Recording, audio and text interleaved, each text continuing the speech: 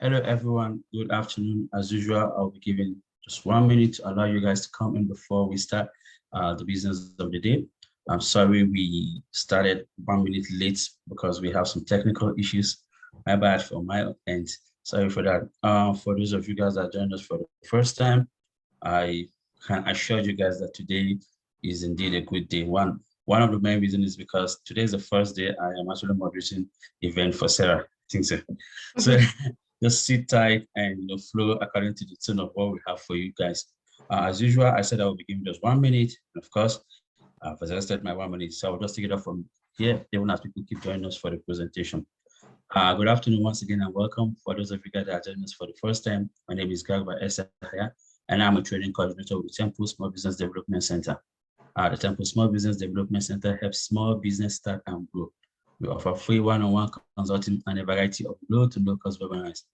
We are proud to be part of the nationally accredited network of the Small Business Development Center, which has over 1,000 networks across the United States.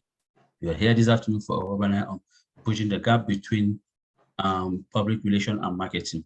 A copy of the PowerPoint and a link to the recording will be sent to all the attendees. Being a webinar, all the attendees have been muted. However, we always encourage you guys to drop your questions on the Q&A and the chat box. Without further ado, once again, allow me to welcome my wonderful presenter, even as she takes over the floor for the presentation. Sarah, you're welcome. Thank you so much. That was such a nice introduction. So hello, my name is Sarah DeGeorge. I'm really happy to be here today. If I look a little tired, I will explain that a little bit later in the presentation. I was joking that it would tie into public relations. So with that being said, today's discussion will be on bridging the gap between PR and marketing. A little bit about myself, first and foremost. This is me when I'm a little bit more put together. I'm as put together as I can be. An hour ago, my maintenance team knocked on my door. They found a cat. I currently have a cat in my bathroom, just keeping safe, and I need to find some sort of situation to figure out what we are going to do to take care of the cat. So that's why I look a little disheveled. Things are happening all over the place right now, but I'm happy to be here. So about me when I'm not rescuing cats, and you will see at the bottom why I was called into the situation. I'm a digital marketing specialist. I work in paid and organic marketing, so think Google Ads, search engine optimization. I also work in public relations, hence the topic of today's discussion, and social media marketing and management. I work primarily with small to mid-size businesses that are scaling and they need a revamp of their marketing. They're not sure what to do. Money is coming in, customers are coming in, but they're overwhelmed and they need somebody to kind of hone in on who they are, what their mission is, and what their voice is, and who their target audience is. When I'm not working on digital marketing, you will find me walking at a park. When I'm a little bit less frazzled, I'm reading or working in animal rescue and rehabilitation, which is why the cat is currently in my bathroom. And I will be figuring out this situation after our discussion. So yeah, without further ado, let's dive in. So a lot of times marketing and PR are almost discussed in separate entities, if you will. If we think about it, even in our colleges, the marketing is typically in the business school, and PR is typically in the School of Communications, School of Liberal Arts. There isn't really too much intersection between the two, but really when it comes to your digital marketing landscape, PR plays a huge role in where you can take your marketing, and some just quick and easy ideas of where marketing and PR can intersect are SEO on your social media, your website content, and even in a less technical end, but still very tangible end, your authority. When you see the media writing about a business or talking about a nonprofit and something that they're doing, there is an authority level to that. And as a small business owner, if you're doing something awesome, if you're doing something unique, and you can get the media to talk about it, and I'll dive into what I mean by the media, because I think there's the old school version of what the media is, and then there's also now what the media has become. it showcases you as a thought leader in this industry, or somebody that knows what they're talking about, or the go-to business for this product, service, or mission. And these are just the few starting places of how PR can help your marketing. And we will dive into that. So I want to give a quick example of what I'm talking about when I say all of this collectively. You create a platform connecting students and mentors together that's unique to the area or places itself as an answer to a currently unmet need. Think of when we open a business, our why, the, part of, you maybe, so, a lot of times businesses have been started because somebody needed something, whether it was a product that didn't exist, a service that hadn't been addressed, or they wanted to take care of a situation in their locale that wasn't being met in terms of a mission. For example, think nonprofit. And that's usually a lot of times what your why is. Think about, if you're a business owner here, why did you start this? It could even be a passion that you have that's, so deeply rooted in your why.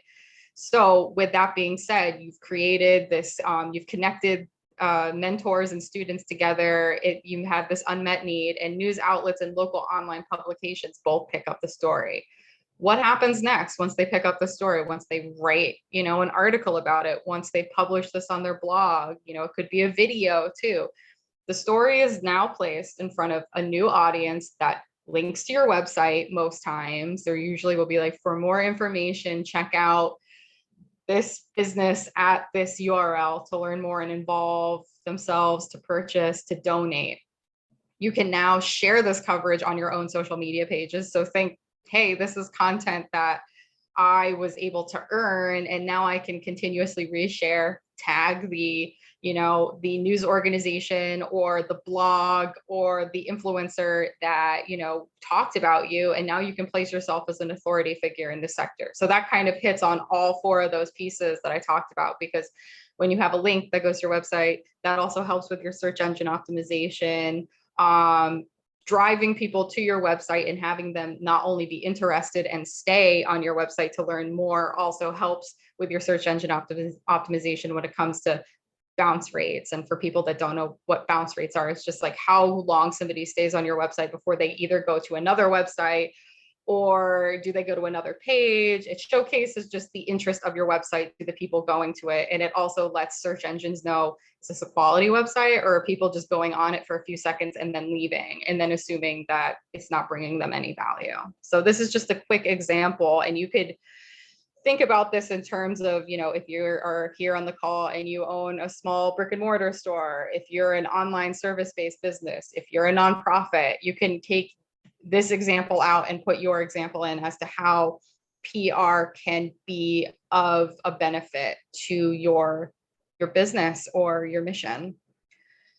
So I'm going to dive right in. I'm going to use one of my oldest clients to kind of showcase how PR has been of a benefit to them over the years and how it all started. So the Christine B. Foundation, they're actually a cancer nonprofit up in Eastern Maine.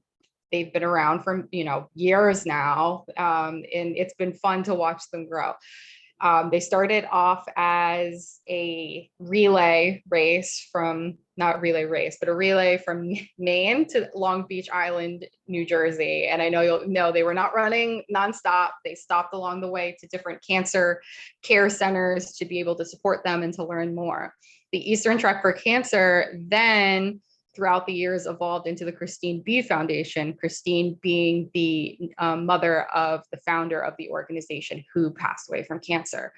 In the beginning, with anything else, when you first start out, it's really a challenge to figure out what the lead of the story would be to get the media interested, especially when you're new. I remember the first year that they had just done the Eastern Trek for Cancer. They weren't even a nonprofit yet. We got one news hit for the sandpaper down in Long Beach Island, New Jersey. And that felt triumphant because it's great, especially. But the point is that over the years, we really polished what the story was behind what would be of interest to the media and why they should share the story. And you might be sitting there saying, well, I'm not doing something like that. I don't have a cancer, nonprofit.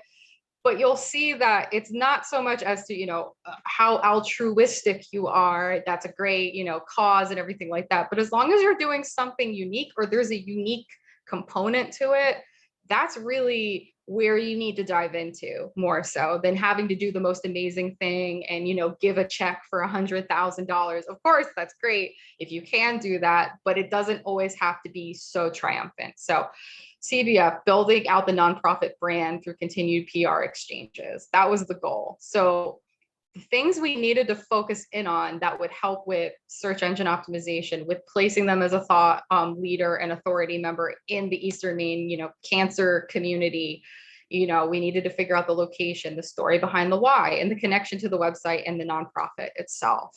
So the next slide is basically just one of the press releases I highlighted, very, very lovely highlighting that I did, that basically the story behind it was in the beginning of the pandemic. We before the beginning of the pandemic, there had been talks about maybe we'll do some sort of not like Meals on Wheels, but focused on immunocompromised individuals in the cancer community. They can't necessarily go out and get their nutrition, at the store because they're immunocompromised. And then this just became exacerbated with the, the COVID-19 pandemic. Nobody could go out anyways. So there was an idea of making a Meals on Wheels type program. And then when the pandemic hit, we're like, okay, now is the time. And then fast forward to a little more than a year later, we had given out the equivalent of over 100,000 meals when it came down to this, which was super important to the continued sustainability of the program. But also this was super triumphant. And of course, this is something that the media wants to hear about. And the media had been hearing about us throughout the years. So they wanted to definitely cover this. So I just wanted to go over kind of like the background of it, but also I wanted to showcase the little pieces that we always make sure to put in, which help with location for both local SEO in general, authority. So, it says Dexter founded the Bangor, which is in Maine, based organization in 2014, 6 years after he lost his mother to cancer. A lot of the why behind it. It also showcases the foundation covers almost all of Eastern Maine. It delivers the hospitals in Brewer and Dover, Foxcroft. So these are just important little pieces to add in. And this also is an importance when it goes back to digital marketing and in unison with public relations.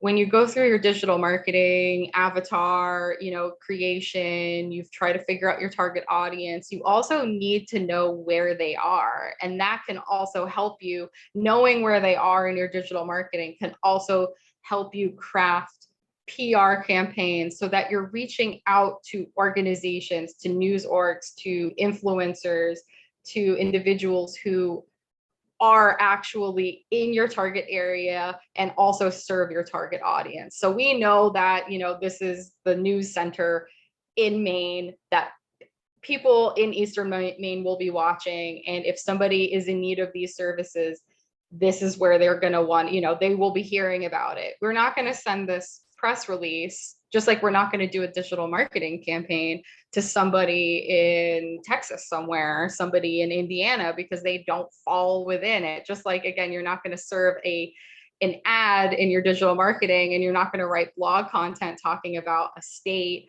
or a town that you don't even service or that, you're not even located in. There's a strategic connection between what you've already done in your digital marketing and how you can carry that information over into a press release that is talking about a cool thing you're doing or a new product that you're, how you just presented in your store, or a service that you're offering, or just something really cool and unique that you do. So PR isn't always just news stations. I know I kind of alluded to that earlier, but PR has evolved to where it's not just getting the news media from news stations anymore. Of course, those are like the crown jewel of sometimes of getting some sort of publicity behind, especially if you can get the news team out and you could have an interview, or they can write a lovely article or write up about you as a person or your business, because again, it does link to your website.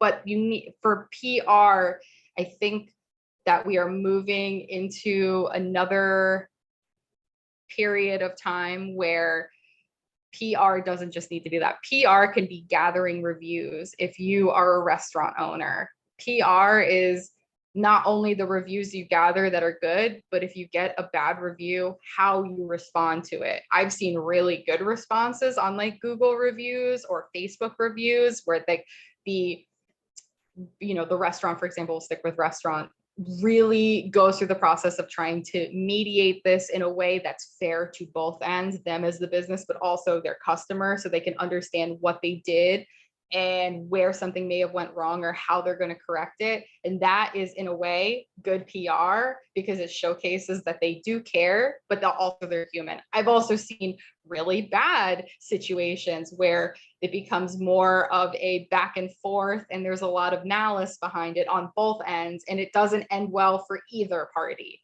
That's one good thing. Again, interactions. I'll say, going back to why I'm super tired. I was supposed to be at a concert last night. Rainstorms ruined that concert. It was not in the Philadelphia area. There was a lot of missteps in the venue as to what they could have done. And in the end, they ultimately canceled after 2 hours of delays, allowing people to come back into the venue.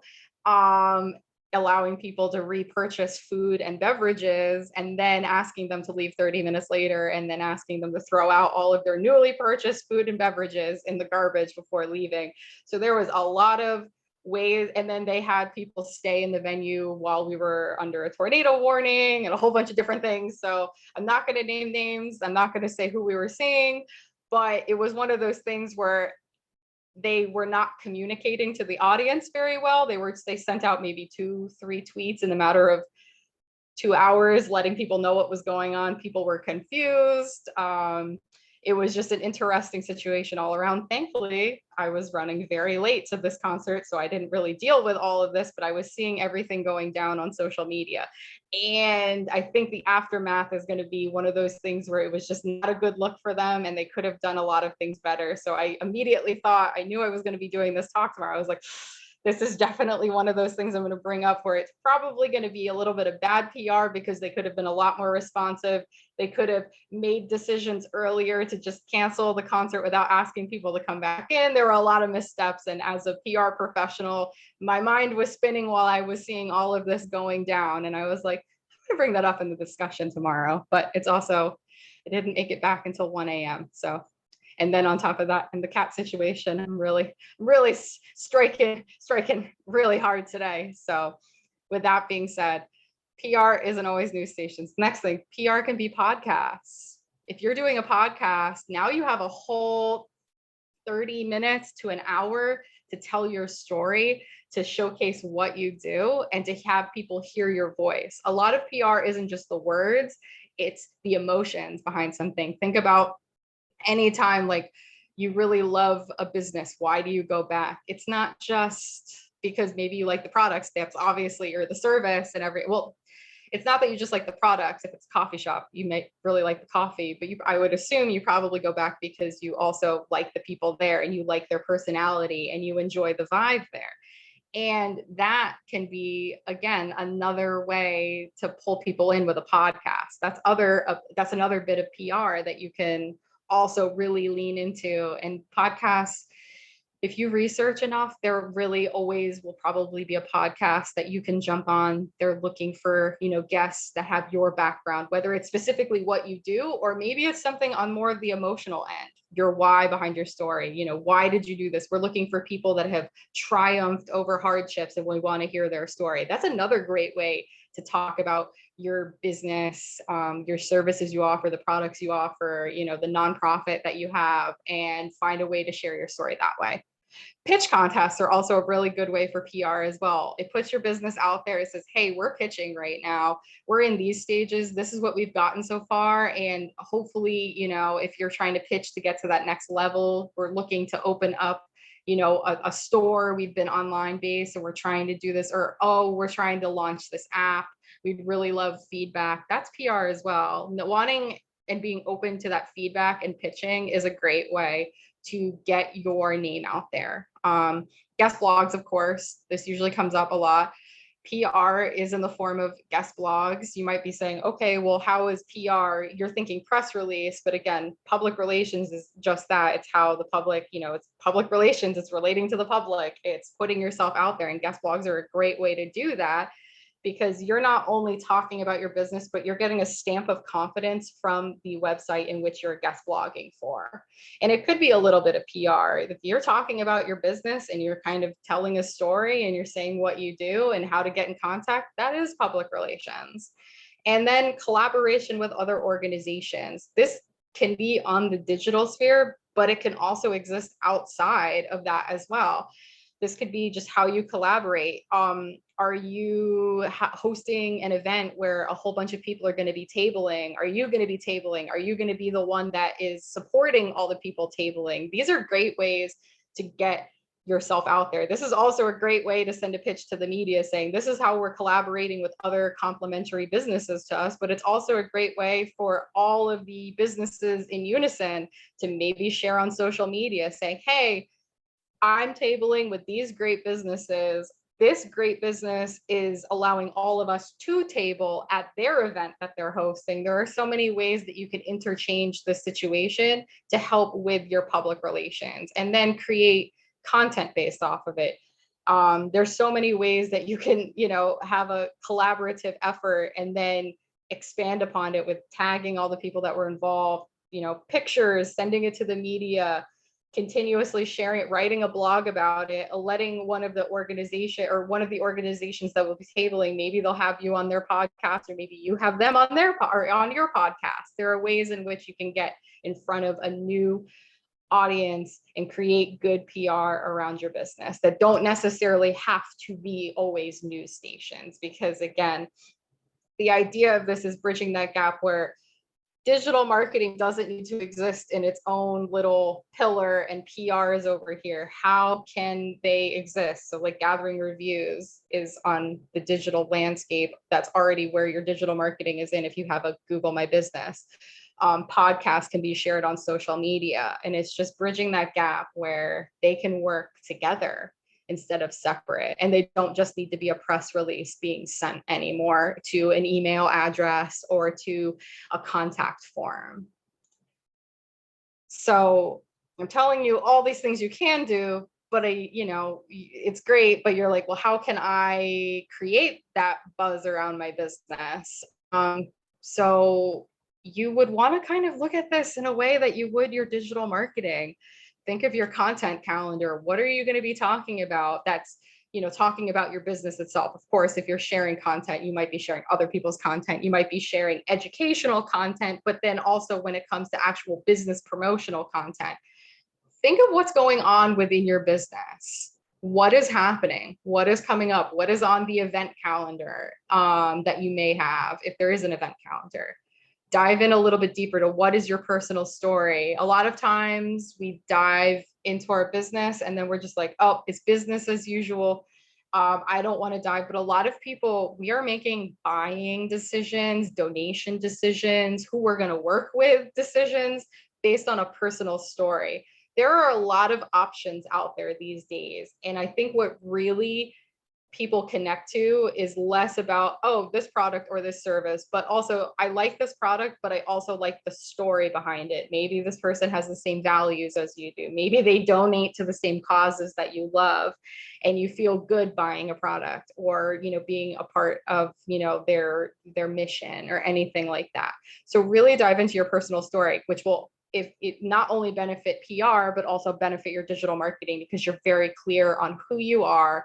And you'll attract people that are also very interested in learning about who you are and wanting to support your business.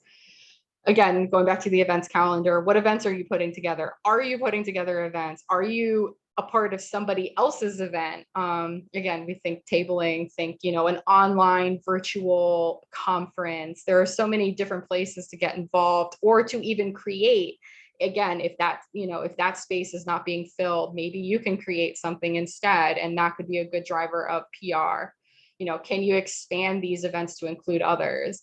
If you are if you're a jewelry store and you have, beautiful jewelry, can you invite somebody that has locally sourced clothing? Can you invite somebody that makes shoes locally? Can you make this a full outfit? Can you find, a local person that makes, I don't know, champagne to serve at the event? How can you make this a creative effort that really brings together an entire experience that also involves other people? That's a really cool event too. And you can, again, interchange that with whatever it is you do. It could be something even like pest control. You could have somebody and you could have an event where you're really talking about humane release of pests and why, although they don't want to be in your house, they were an important benefit to the ecosystem and how you can prevent that. And then you can also have somebody that comes in from a humane release animal rehabilitation center in unison with the pest control and how you work together. Things of that nature. It doesn't have to be something for the most, Instagrammable, TikTok worthy businesses. It can really work in any aspect. You just need to kind of think outside the box as to how you can involve others, and again, what events are you a part of? How are you unique? I have this question all the time. And when I work with small businesses, they don't think they're unique. But the thing is when I really start to talk to them, there is some uniqueness to them, whether it's how they do their business, how they operate, the things they do outside of their business that fuel the passion of their business. Again, when you work with me, you're probably going to hear a story about an animal I rescued. And if you are an animal lover, that's probably, while that's not a part of the business itself, you can say, oh, Sarah enjoys animals and really cares for them, and I really do too. So we have that connective layer. It doesn't always have to be the product you're selling, the service, the mission, as much as it is also the faces behind it. I use this story sometimes when I was getting my wisdom teeth out. I actually have a wisdom tooth that's coming in right now. Add that to my list of all the things happening. It's painful. I'm working through it. But in any case, when I got my bottom two wisdom teeth removed as a teenager, I had 3 options for oral surgeons in my area. The reason that I picked the oral surgeon that I did is because of their little uniqueness, is that they had an office dog that would comfort you beforehand. It was a beautiful yellow lab that would just walk around and make you feel at home. All of them had the same credentials, but that unique little thing that really somebody else might not think much of was why I was like, I want to go there. That makes me feel safe. And that can be anything. The office dog can be anything that makes you unique. And with that, you can also tie that into, are you offering something unique, thoughtful to the public?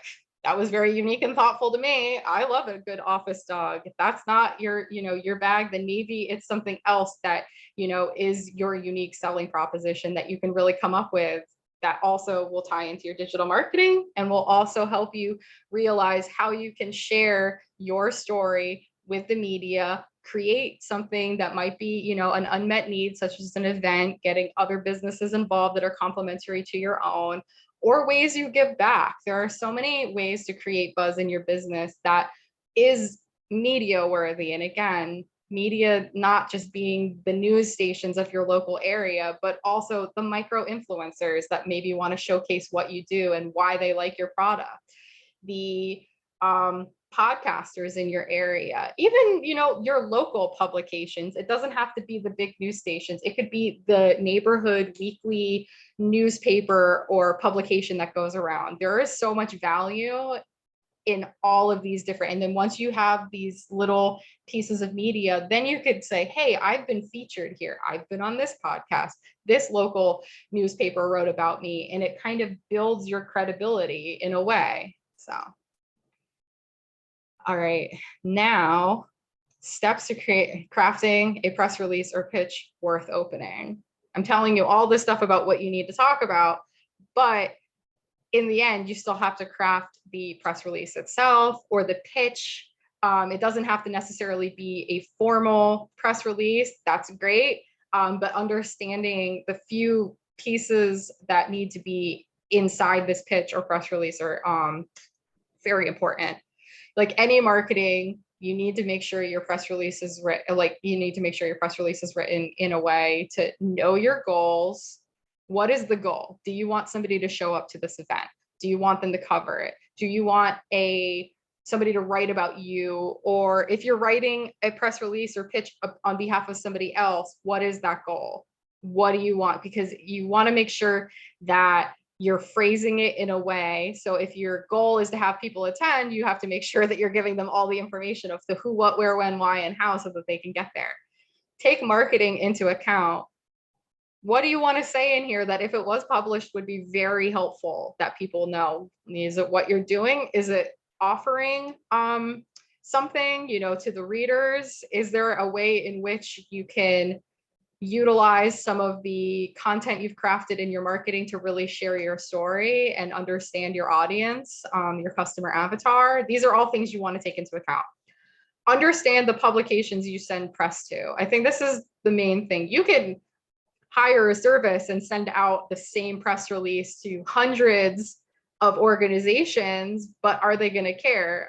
You could be a local author in Pennsylvania, and you could have a service send it out to every publication in the United States, but somebody in California isn't going to really care because it's not their locale. But if you craft a really specific press release to the area and make connections to it, say, hey, I'm sending this to this news organization. I used to grow up in this town in Pennsylvania. This would be a great story to share because of that connection. Or I went to college in this town, or I live in this town right now, and this is the locale that I serve, and I want to let people know. You want to understand the publications, who they're serving, what their audience looks like, and why they should care about your story.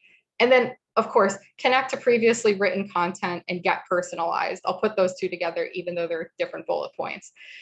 If you are writing, say, about an event that's being hosted, if it's a women's event, make sure that if you're sending it to a specific person on the news team that has written a previous, they've done an interview on another women's event, or they've written an article about a women's event, that you make sure you notate, hey, I really loved what you wrote in this previous article. I think that this would also be of interest because XYZ. Knowing your goals, taking marketing into account, understanding the publication, and adding in all of those pieces to your pitch.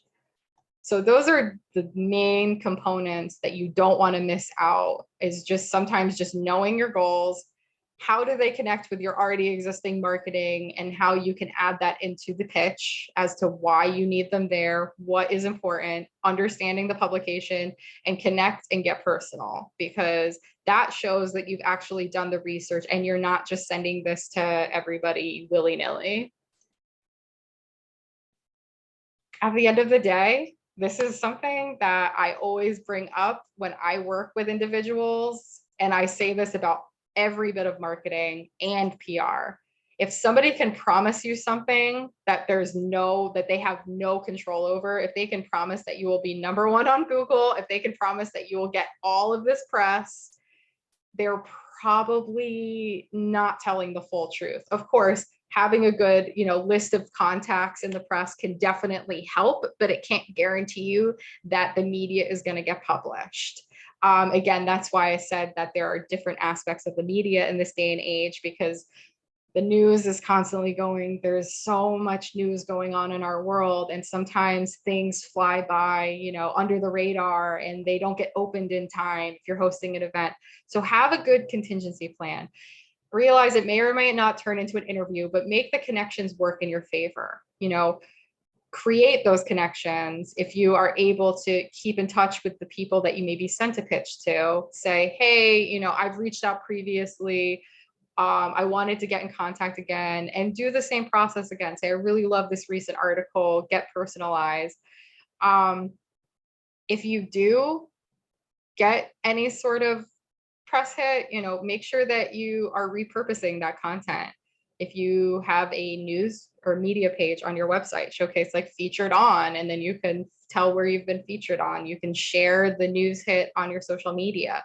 And also branding purposes. When you get any media hit, whether it's a podcast interview or anything, it's a great way to showcase your brand. What are those pieces of your brand that you can convey in your voice, in your words, in what you do, to be able to create that good PR behind your business? Because there's absolutely ways for which PR behind your business to go south very quickly, as we brought up with the concert last night and how that was not handled well. And they probably were in a really good light. And then this happened and a lot of people are angry today. And I mean, I will be keeping up on the follow through because, again, as somebody that works in PR, I'm always interested as to how people mitigate a situation. But yeah, we'll see what happens. But on the case of having good PR, it's a great way for branding and putting your name out there and putting a voice behind it, a face behind it if you're on video or there's pictures, and putting your why behind it as well. So how can we set up PR with marketing? This is kind of the be all end all. This is what I would love for you all, to take away from, whether you're watching it now or whether you're watching the recording later. This would be my process. Sit down with your marketing goals. What are they? Who do you want to target? What do you want your marketing goals to be? And don't just, high level is great, but say, I want to get in front of this many people, or I want to expand our service area to these counties, or I want to pull in this much revenue. It just make it tangible and actionable, because then you would want to break it up into smaller micro goals of, okay, how can I turn this into a goal that I can reach in 6 months, for example. Understand where your audience lives. Really sit down. If you're a local business, of course, you're going to understand your service area. But if you are a service-based business that covers the entire United States, maybe figure out where a lot of your audience is coming in, and also ask them questions as to, how did you find me? What are ways in which you can get any sort of information from them to be able to better your marketing, and also find ways to, utilize PR as well. Create a plan for outreach. Who are the heavy hitters in this industry? And heavy hitters could be micro influencers, podcasters, the news media in this traditional form, anything of that. And how can they work in unison with you so you can create a symbiotic relationship? Plan your goal for this PR outreach. Again, more customers, awareness, products sold, and really stick with that goal, because that'll help you focus on your ask when you're crafting your pitch. And then organize how this PR outreach will connect back to you. Is it going to be the links to your website? Is it going to be on social media? Is it going to be a news, video? Is that the goal? How do you want this PR outreach to connect back to you? And then that can also help you establish your goals as well.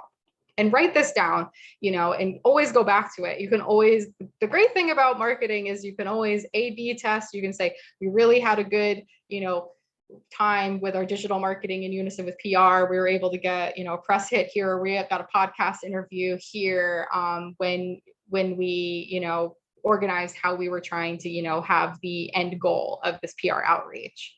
And you're able to switch things up from there.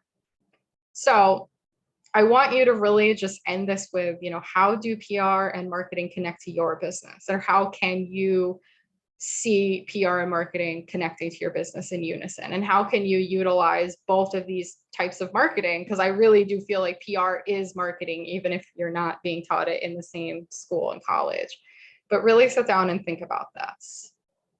And with that being said, I just want you to stay in touch. So this is my website. It goes over what I do, how I work with individuals, my email address, my Instagram, and my LinkedIn as well. I can also plop it in the chat if that's easier, but feel free to find me, stay in touch, ask questions. And yeah, that's my presentation. Thank you.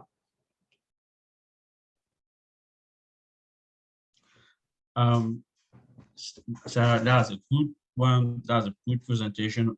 We are still left with like 15 to 17 minutes. So maybe we'll just hang around, stay behind to see if more questions will come up on board. But even as we still wait for more questions, this goes to my wonderful attendees. I just posted a 30-second survey about today's webinar. Remember, we at Temple SPDC, we always cherish your feedbacks, even as it helps us to improve on the services we provide to you guys as a no cost. So kindly take 30 seconds of your time and help us to fill out the survey link I just posted. Perfect. I do see that somebody, Small Biz Philly, wrote in the Q&A, is it okay to be controversial when doing your marketing and PR? I will say that as long as it isn't an antagonistic version of being controversial, I mean, if you have a hot take on something or you're doing something that's maybe a little bit outside of the norm, it might help because at least you're standing out. But I would say that anything that would come across, what am I trying to say?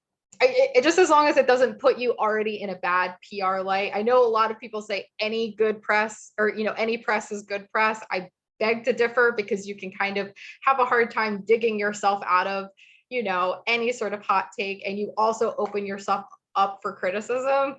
I would say as long as you have a good contingency plan as to how you're going to spin this controversial idea in a way that isn't malicious, it isn't attacking any specific person, group of people, or organization, it could get people talking. So that would be I know it's probably a non-answer. I would just say have a plan. And as long as it's coming from a place where you're like, it's controversial, it's not necessarily harmful, but it's a different idea than what other people are speaking about, it might be something to get the conversation started. But again, because I don't know what it is, I don't want to, I always just say, like, lead from a good place, as long as you're not being mean. And you can have a well thought out plan. I think that would be a way to start. So Sean also said, can you suggest some books or articles for laymen that want to become better at marketing? I will send a list of these types of articles after the call. I will send that to everyone at the Small Biz Development Center so that they could send it along with the recording. Is that okay? Yeah. Okay, I will send that, just so, yeah, of course. Just because I want to make sure I can name names, but I'd rather give a very full comprehensive list that just goes out with everything. So yeah. Perfect. Okay. I think we have, I saw a question. Yeah, we have one from Kelly on the chat. So Kelly said, so comprehensive. That's nice. Yeah, I got you. Makes me feel good. Yeah. That was great. I actually was working with somebody and on an interview type situation, and at the end they were like, oh, do you have any questions for me? And I was like, I literally don't, because you were so comprehensive that I don't have questions. And I was like, I don't know if that's I was like, I know it doesn't seem like a good thing because of, like, not showing up with questions, but it was such a descriptive discussion. It's like, I have nothing. I literally have nothing. But yeah, that's great. If anybody else has anything that just pops up, I'll hang around for a few more minutes. Oh yeah, I think we have one. It's on the Q&A. Oh, there we go. Any tips for people who are not super computer social media savvy or shy to do digital media on Facebook or TikTok? Any tips on best platforms for starting out? That's also super important. And with that being said, I think that's just really understanding, who you are, because in digital marketing, especially if you are a small business, it gets tiring if you're trying to follow the trends of other people, because you have an audience that probably also is more inclined, maybe, what you're doing is what am I trying to say? Any tips for platform starting out? Maybe you're a good wordsmith and you just want to write your blog and you want to, educate people, and you want to keep it really behind the scenes. You don't want to have to show your face. Maybe your website can be a good driver. And, you know, local forums can be something where you're just starting out and you're getting your name out there. You don't necessarily have to have a huge social media presence, but you can share your information and who you are in a way where it's just very website based. And then once you get off of that, maybe there's a way in which you can start to present these ideas on social platforms when you kind of have a clearer idea of who you're speaking to, so that you're not nervous about attracting the wrong type of person. And you don't necessarily have to show your face. I know TikTok, everybody's doing dances and everything like that, but you could also create text-based TikToks where you're just kind of sharing the information. You don't have to do it on TikTok. I'm just using this as an example. It could be any sort of platform where, you know, you're sharing text-based educational information about your product or service, and it doesn't have to really show your face, or it doesn't have to get super personal if that's your boundary that you have as a business owner. I'm all about boundaries. And I know that a lot of people, social media is where that boundary creep happens, where people begin to, you know, overstep that in terms of, you know, so understanding, going back to your digital marketing, getting your who, what, where, when, why, and how down. Yes, I'm not in this to be showing my face. It's not about my personal image. Boundaries. Yes, exactly. Thank you, Kelly. That's what I'm trying to say, because digital marketing, we're around it all the time. And there is always a way in which you can still present yourself out there. It's just kind of taking a nice step back and figuring out what medium you do feel comfortable sharing. Again, some people want to put their face out there. They're the face of the brand. They're the TikTokers with their face and doing the videos and the lives and everything like that. There's the other group of people that are like, my business is my business and my personal life is my personal life. And I just want to share my knowledge. I want to share the sale that I'm having. And everything like that. And then those are the people where even if, you know, they have digital content, you know, maybe you can use the AI voice instead. I see your comment, Kelly, you know, that where, you know, somebody else reads the content for you. I know it kind of sounds like, and like it does like that, you know, very AI robotic voice, but at least it keeps that kind of that cloak of safety on you. And I have no doubt that there's also going to be that contingency of your audience that is like, yes, this is how I also appreciate business as well. So that's the thing. A lot of our digital marketing is attracting people that also see what we're doing, and maybe they enjoy reading versus watching a video or seeing somebody do a dance and everything like that. I would say as long as you're really bringing your why and everything in a way that's comfortable to you, whether it's, you know, your why is sharing the educational, you know, content, or sharing your services or your products and telling that story, you'll attract people that will appreciate it in the medium that you feel most comfortable.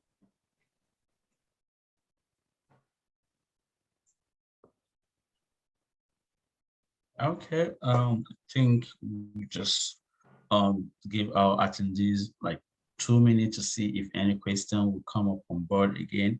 But from the look of things, I think we've nailed virtually everything that comes up, that actually came up. Yeah, it's been a thank you message.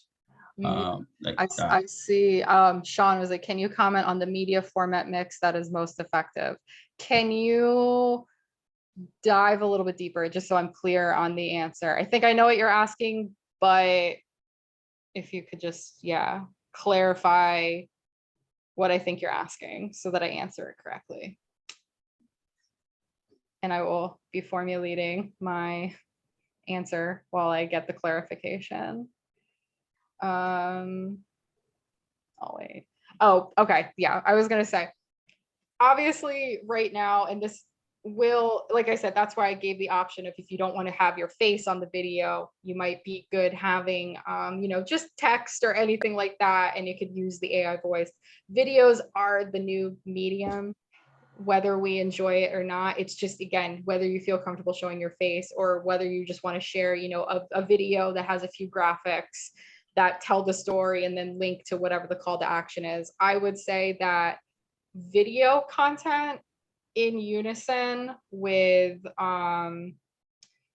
blogs is a great way for both it to exist off of, say, your website and lead back, whether you create those videos on Instagram, TikTok, Facebook, wherever you want to share them. And then you can also, because with videos, maybe the videos are a short form version of a blog you wrote and they're almost like a micro blog. But I feel like always having something landing back on your website is definitely a great way. Your videos can be a nice short form as to, this sale is happening, or this is why this is important. Let me tell you why, and then link it back to your website so that people are always landing back there, because then it helps with your SEO. People are coming to your website, you're linking to educational content, you're sharing your own educational content, and you're creating this cycle between the video content, which social media is putting at the top tier as to what they're really getting out into the universe based on algorithms, but then you're always leading them back to your website with like the full form. This is the content, or this is why you should work with me, or this is how I do things, or here's some educational content as to the background of my services, so on and so forth. So I feel like some written form on your website, your native website, with some video aspect on social media, and social media can of course include YouTube as well, is a great way to tell your story, get it out there, but then always lead people back to your website, because that's the end goal, because your website is most likely where people can contact you, purchase something, sign up for your services. So hope that helps.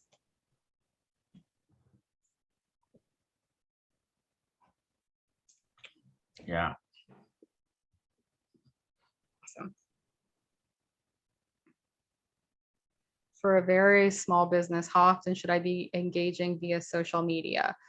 I would say, again, this is going to be very personal, because you're going to have the best practices gurus, which obviously are in unison with the algorithms out there. They're going to tell you, you should be posting this many times a day, you should be doing it on this day at this time. And there are algorithmic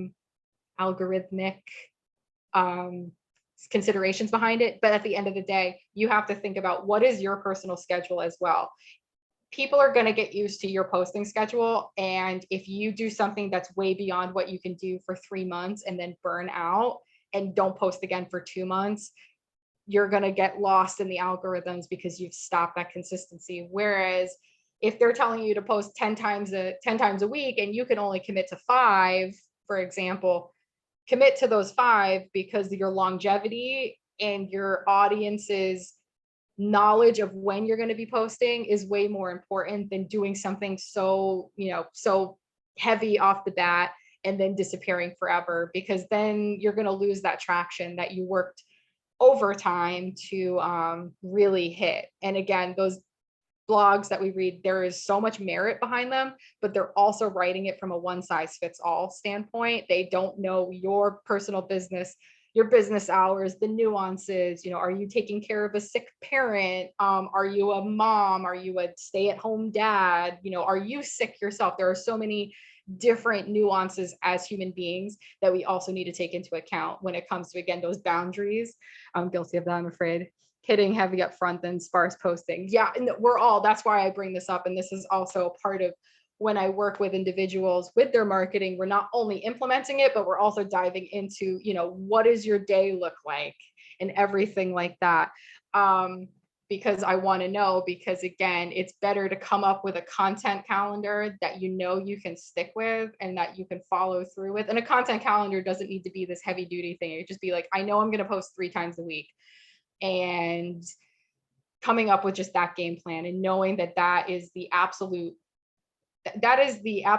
minimum that you can post with ease. And then, hey, if you can post a 4th, that's great, but at least people will know your consistency and you won't burn out from it. So that's my suggestion. It's not necessarily a number you need to hit, it's knowing what your minimum is and what your maximum is. That's not going to lead you to a burnout, because again, algorithms love consistency as much as they talk about the posting, and they also love that you come back every week and post for them. So, and then lastly, new business year. Do you have any favorite resources for a content calendar, how-to templates? I will also add that to my list of deliverables that I will send out on top of the, articles and any books for beginner marketing. So I hope that's helpful too. I'll send it. This will all come when you get the recording as well. I will send it.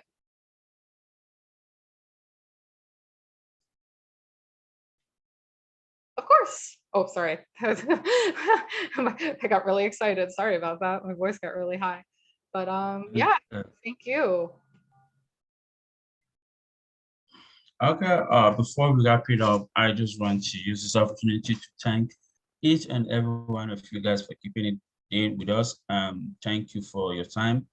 And of course, to my wonderful presenter, Sarah, like I said earlier, today happens to be like the first time I am actually moderating an event for you, and everyone can attest to it that it was great. It was more or less like an interactive section.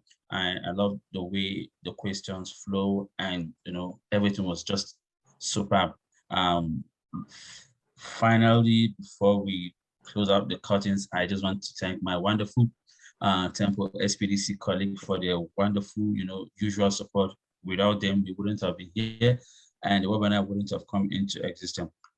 Like Sarah said, a copy of the PowerPoint and some other additional materials will be sent to you guys either today or tomorrow.